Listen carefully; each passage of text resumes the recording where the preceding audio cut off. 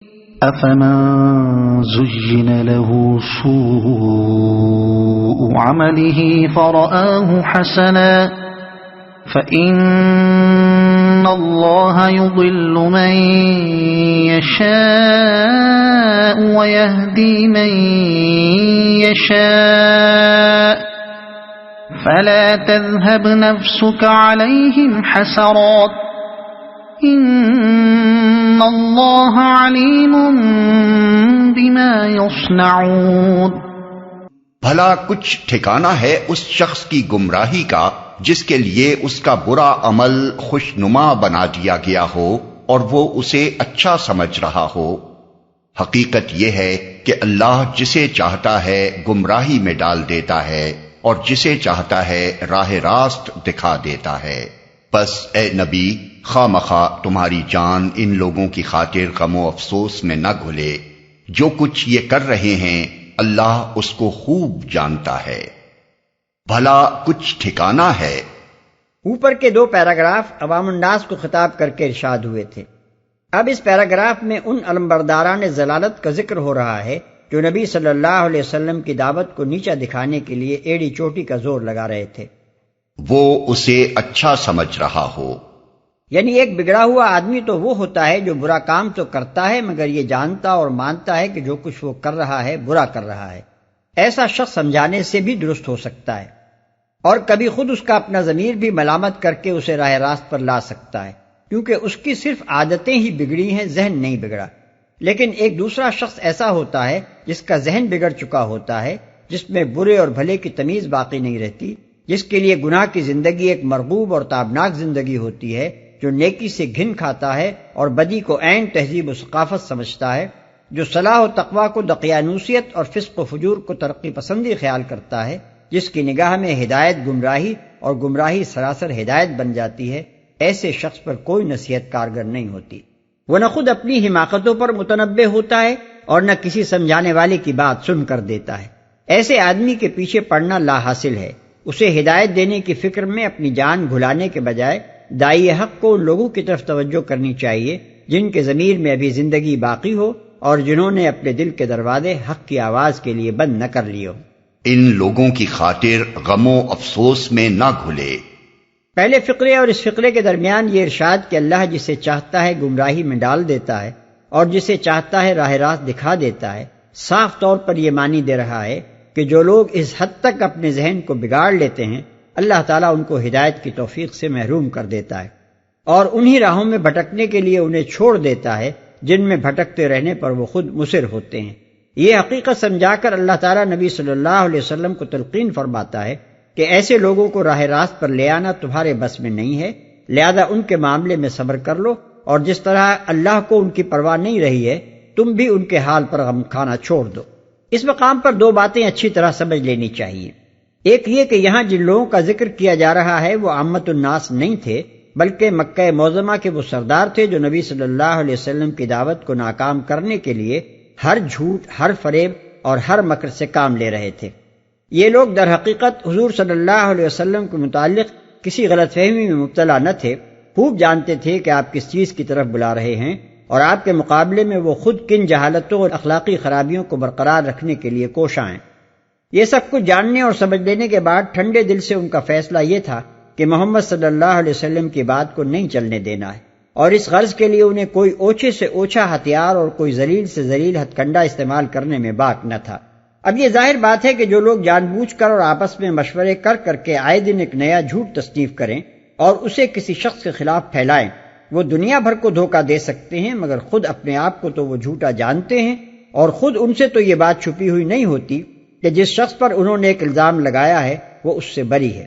پھر اگر وہ شخص جس کے خلاف یہ جھوٹے ہتھیار استعمال کیے جا رہے ہوں ان کے جواب میں کبھی صداقت اور راست بازی سے ہٹ کر کوئی بات نہ کرے تو ان ظالموں سے یہ بات بھی کبھی چھپی نہیں رہ سکتی کہ ان کا مد مقابل ایک سچا اور کھرا انسان ہے۔ اس پر بھی جن لوگوں کو اپنے کرتوتوں پر ذرا شرم نہ آئے اور وہ سچائی کا مقابلہ مسلسل جھوٹ سے کرتے ہی چلے جائیں، ان کی یہ روش خود ہی اس بات پر شہادت دیتی ہے کہ اللہ کی پھٹکار ان پر پڑ چکی ہے اور ان میں برے بھلے کی کوئی تمیز باقی نہیں رہی ہے۔ دوسری بات جسے اس موقع پر سمجھ لینا چاہیے وہ یہ ہے کہ اگر اللہ تعالیٰ کے پیش نظر محض اپنے رسول پاک کو ان کے معاملے کی اصل حقیقت سمجھانا ہوتا تو وہ خفیہ طور پر صرف آپ ہی کو سمجھا سکتا تھا۔ اس غرض کے لیے وحی جلی میں علی اعلان اس کے ذکر کی حاجت نہ تھی۔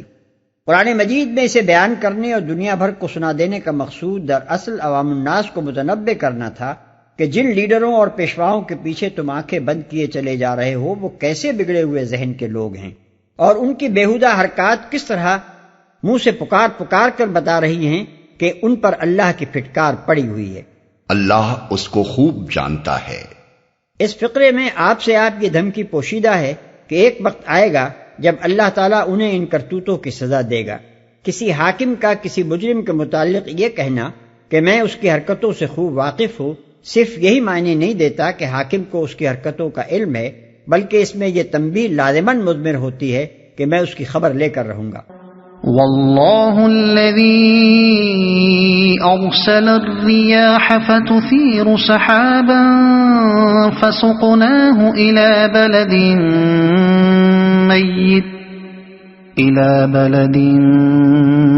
ميت فأحيينا به الأرض بعد موتها كذلك النشور۔ وہ اللہ ہی تو ہے جو ہواؤں کو بھیجتا ہے، پھر وہ بادل اٹھاتی ہیں، پھر ہم اسے ایک اجاڑ علاقے کی طرف لے جاتے ہیں اور اسی زمین کو جلا اٹھاتے ہیں جو مری پڑی تھی۔ مرے ہوئے انسانوں کا جی اٹھنا بھی اسی طرح ہوگا۔ یعنی یہ نادان لوگ آخرت کو بعید از امکان سمجھتے ہیں اور اسی لیے اپنی جگہ اس خیال میں مگن ہیں کہ دنیا میں یہ خواہ کچھ کرتے رہیں، بہرحال وہ وقت کبھی آنا نہیں ہے جب انہیں جواب دہی کے لیے خدا کے حضور حاضر ہونا پڑے گا۔ لیکن یہ محض ایک خیال خام ہے جس میں یہ مبتلا ہیں۔ قیامت کے روز تمام اگلے پچھلے مرے ہوئے انسان اللہ تعالیٰ کے ایک اشارے پر بالکل اسی طرح یکایک جی اٹھیں گے جس طرح ایک بارش ہوتے ہی سونی پڑی ہوئی زمین یکایک لہلہا اٹھتی ہے اور مدتوں کی مری ہوئی جڑیں سرسبز و شاداب ہو کر زمین کی تہوں میں سے سر نکالنا شروع کر دیتی ہیں۔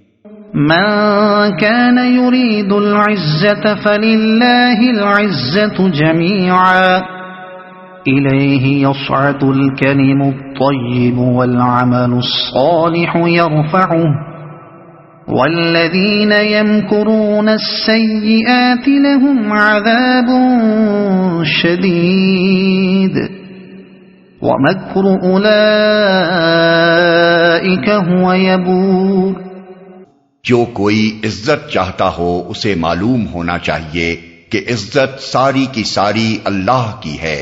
اس کے ہاں جو چیز اوپر چڑھتی ہے وہ صرف پاکیزہ قول ہے اور عمل صالح اس کو اوپر چڑھاتا ہے۔ رہے وہ لوگ جو بیہودہ چال بازیاں کرتے ہیں ان کے لیے سخت عذاب ہے اور ان کا مکر خود ہی غارت ہونے والا ہے۔ عزت ساری کی ساری اللہ کی ہے۔ یہ بات ملحوظ رہے کہ قریش کے سردار نبی صلی اللہ علیہ وسلم کے مقابلے میں جو کچھ بھی کر رہے تھے اپنی عزت اور اپنے وقار کی خاطر کر رہے تھے۔ ان کا خیال یہ تھا کہ اگر محمد صلی اللہ علیہ وسلم کی بات چل گئی تو ہماری بڑائی ختم ہو جائے گی، ہمارا اثر و رسوخ مٹ جائے گا اور ہماری جو عزت سارے عرب میں بنی ہوئی ہے وہ خاک میں مل جائے گی۔ اس پر فرمایا جا رہا ہے کہ خدا سے کفر و بغاوت کر کے جو عزت تم نے بنا رکھی ہے یہ تو ایک جھوٹی عزت ہے جس کے لیے خاک ہی میں ملنا مقدر ہے۔ حقیقی عزت اور پائیدار عزت جو دنیا سے لے کر عقبہ تک کبھی ذلت آشنا نہیں ہو سکتی، صرف خدا کی بندگی ہی میں میسر آ سکتی ہے۔ اس کے ہو جاؤ گے تو وہ تمہیں مل جائے گی اور اس سے منہ موڑو گے تو ذلیل و خوار ہو کر رہو گے۔ عمل صالح اس کو اوپر چڑھاتا ہے۔ یہ ہے عزت حاصل کرنے کا اصل ذریعہ۔ اللہ کے یہاں جھوٹے اور خبیث اور مفسدانہ اقوال کو کبھی عروج نصیب نہیں ہوتا۔ اس کے ہاں تو صرف وہ قول عروج پاتا ہے جو سچا ہو، پاکیزہ ہو، حقیقت پر مبنی ہو اور جس میں نیک نیتی کے ساتھ ایک صالح عقیدے اور ایک صحیح طرز فکر کی ترجمانی کی گئی ہو۔ پھر جو چیز ایک پاکیزہ کلمے کو عروج کی طرف لے جاتی ہے وہ قول کے مطابق عمل ہے۔ جہاں قول بڑا پاکیزہ ہو مگر عمل اس کے خلاف ہو وہاں قول کی پاکیزگی ٹھٹر کر رہ جاتی ہے۔ محض زبان کے پھاگ اڑانے سے کوئی کلمہ بلند نہیں ہوتا، اسے عروج پر پہنچانے کے لیے عمل صالح کا زور درکار ہوتا ہے۔ اس مقام پر یہ بات بھی سمجھ لینی چاہیے کہ قرآن مجید قول صالح اور عمل صالح کو لازم و ملزوم کی حیثیت سے پیش کرتا ہے۔ کوئی عمل محض اپنی ظاہری شکل کے اعتبار سے صالح نہیں ہو سکتا جب تک اس کی پشت پر عقیدہ صالحہ نہ ہو، اور کوئی عقیدہ صالحہ ایسی حالت میں معتبر نہیں ہو سکتا جب تک آدمی کا عمل اس کی تائید و تصدیق نہ کر رہا ہو۔ ایک شخص اگر زبان سے کہتا ہے کہ میں صرف اللہ وحدہ لا شریک کو معبود مانتا ہوں، مگر عملاً وہ غیر اللہ کی عبادت کرتا ہے، تو اس کا یہ عمل اس کے قول کی تکذیب کر دیتا ہے۔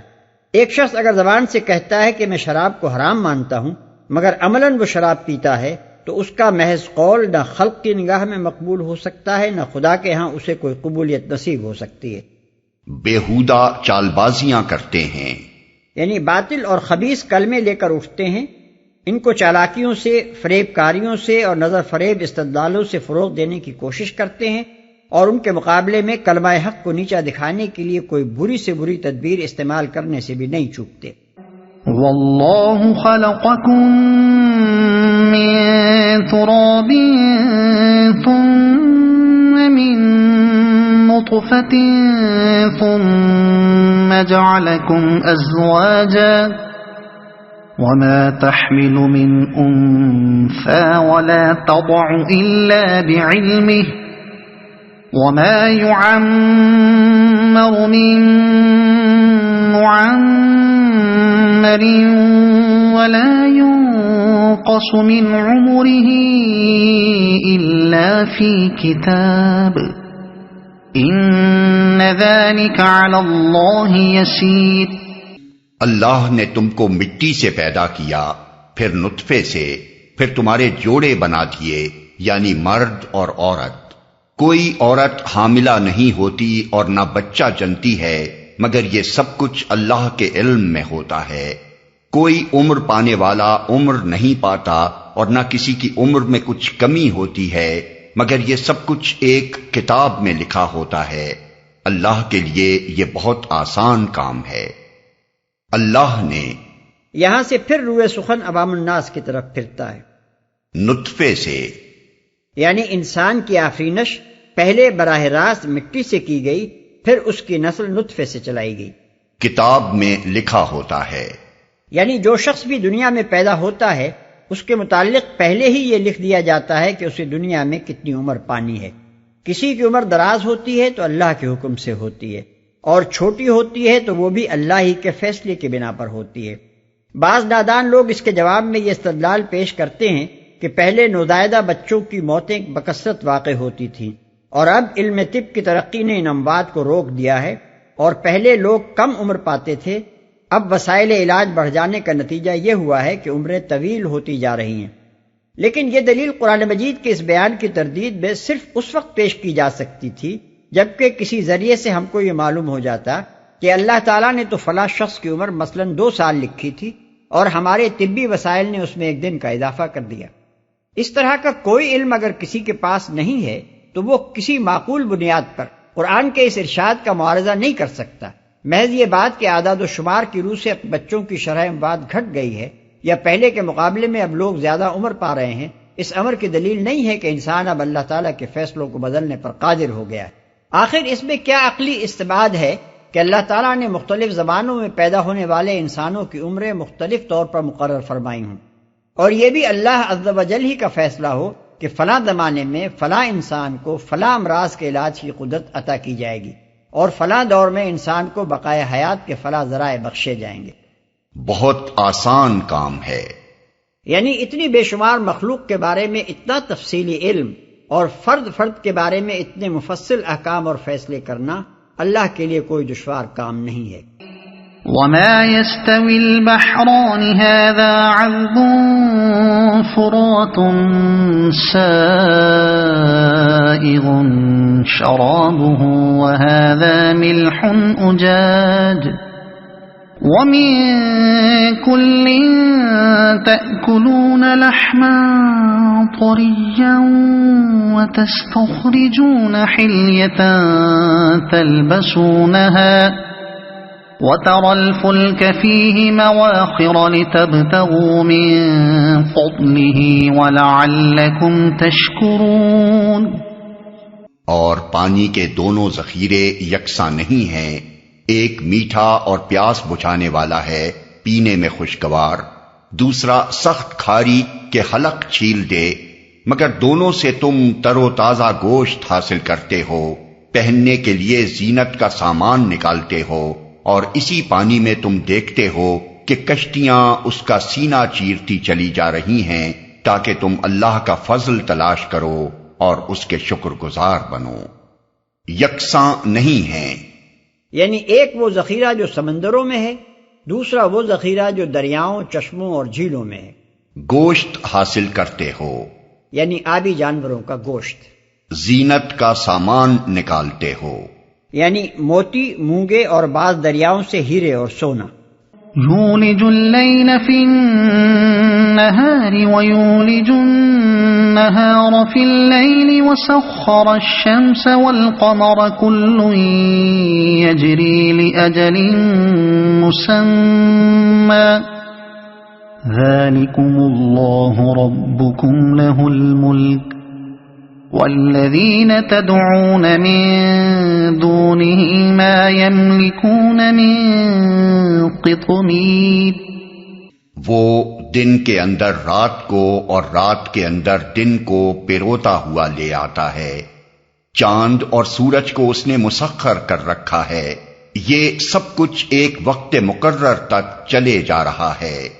وہی اللہ جس کے یہ سارے کام ہیں تمہارا رب ہے، بادشاہی اسی کی ہے، اسے چھوڑ کر جن دوسروں کو تم پکارتے ہو وہ ایک پرے کاہ کے مالک بھی نہیں ہیں، پروتا ہوا لے آتا ہے۔ یعنی دن کی روشنی آہستہ آہستہ گھٹنی شروع ہوتی ہے اور رات کی تاریکی بڑھتے بڑھتے آخر کار پوری طرح چھا جاتی ہے۔ اسی طرح رات کے آخر میں پہلے افق پر ہلکی سی روشنی نمودار ہوتی ہے اور پھر رفتہ رفتہ روز روشن نکل آتا ہے۔ مسخر کر رکھا ہے، ایک ضابطے کا پابند بنا رکھا ہے۔ ایک پرے کاہ، اصل میں لفظ قطمیر استعمال کیا گیا ہے، جس سے مراد وہ پتلی سی جھلی ہے جو کھجور کی گٹھلی پر ہوتی ہے، لیکن اصل مقصود یہ بتانا ہے کہ مشرکین کے معبود کسی حقیر سے حقیر چیز کے بھی مالک نہیں ہیں، اسی لیے ہم نے لفظی ترجمہ چھوڑ کر مرادی ترجمہ کیا ہے۔ إن تدعوهم لا يسمعوا دعاءكم